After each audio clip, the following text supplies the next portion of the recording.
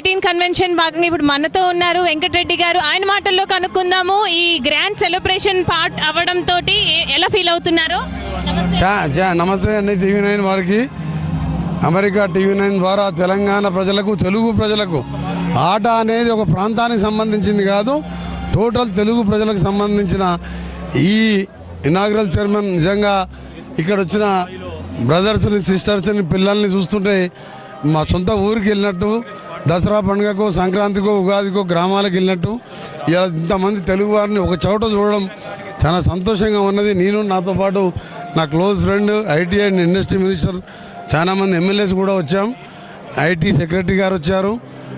మీ అందరికీ కూడా ఒకటే చెప్తున్నాం, ప్రవాసాంధ్రులకు వేల మైళ్ళ దూరం వచ్చి మీరు ఇక్కడ వండుకుంటూ మీ ఫ్యామిలీతో పాటు మీ గ్రామాలకు కూడా కాంట్రిబ్యూషన్ చేస్తూ మీరు చేసే అభివృద్ధి, మీరు ఇచ్చే టెక్నికల్ సపోర్ట్తో ఇవాళ హైదరాబాద్ వరల్డ్లో ఉన్న టాప్ కంపెనీస్ హైదరాబాద్ వస్తున్నాయంటే ఎన్ఆర్ఐస్ పాత్ర కూడా చాలా ఉన్నది.